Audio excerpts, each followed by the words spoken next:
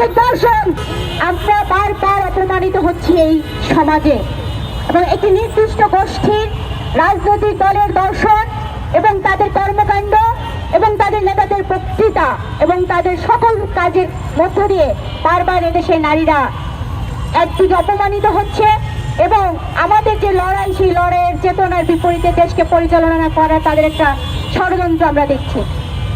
আমরা বলতে চাই যে প্রত্যেকটি গণ আন্দোলনে এদেশের নারীদের ভূমিকা সেটি যেরকম জল করছে, আর প্রত্যেকটি গণ আন্দোলন সফল হওয়ার পরে সেই নারীদেরকে ঘরে ঢুকানোর যে দর্শন সেটি তারা কিভাবে করে আমরা দেখছি সারা সমাজ জুড়ে ছড়িয়ে দেওয়ার চেষ্টা করছে।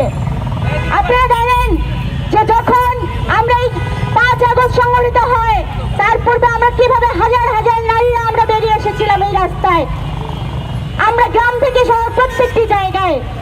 আজকে জামাতের আমির যে বক্তব্য দিয়েছেন, যে এক স্যান্ডেলে তার যে বক্তব্যটি আমরা দেখেছি, আজকে হ্যাক করার একটি নাটক করে সাজানো হচ্ছে।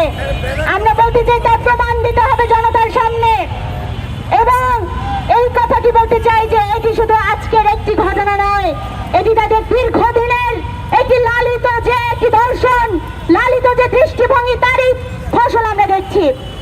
71 সালে যখন আমাদের দেশের মানুষ যুদ্ধে লিপ্ত, তখন তারা আমাদের দেশের মা বোনেদেরকে গনিমতের মাল বলে ওই পাকিস্তানি ক্যাম্পে পাঠিয়েছিল, এবং 2.5 লক্ষ মা বোনের সম্ভ্রমহানির সাথে এদের সরাসরি যুক্ততা ছিল।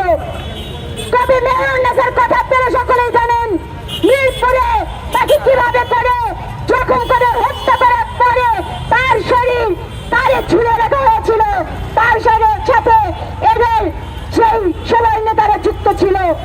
সেই ইতিহাস আমরা ভুলি নাই। এবং আমরা দেখেছি যে জামাতের কয়েকদিন আগে আরেকজন নেতা ঢাকা বিশ্ববিদ্যালয়ের আমাদের যে ঐতিহ্যবাহী সংগঠন ডাকসু, সেই ডাকসু নিয়ে কি আপত্তিকর মন্তব্য করেছেন। এই ঢাকা বিশ্ববিদ্যালয়ের আরেকজন শিক্ষার্থীকে তার পোশাক ঠিক নেই, এই কথা বলার পরে ওই যে যখন সেই নারীকে যখন হেনস্থা করা হলো এবং সেই লাঞ্ছনাকারীকে যখন শাহবাগ থানায় সুপর্দ করা হয়েছিল, তখন আপনারা জানেন ছাড়াতে গিয়েছিল এখানকার শিবির নেতারা।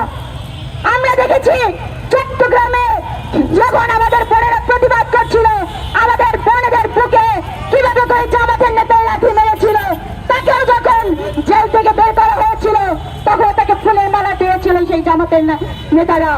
ফলে আজকে জামাতের আমিরের যে বক্তব্য জনসম্মুখে এসেছে সেটি কোনো বিচ্ছিন্ন ঘটনা নয়, এটি তাদের একটি দৃষ্টিভঙ্গি, এটি তাদের রাজনৈতিক দর্শন। তারা এই বাংলাদেশকে আইএমএর জাহিলিয়া যুগে নিয়ে যেতে চায়। আর আমাদের যে অর্থনীতি, তার যে চাকা ঘুরাচ্ছে আমাদের কর্মজীবী নারীরা, সেই কর্মজীবী নারীদেরকে নিয়ে আজকে যে মন্তব্য করেছেন অপ্রতি বিলম্বে, সেই মন্তব্যের জন্য জনসম্মুখে তাকে ক্ষমা চাইতে হবে। এবং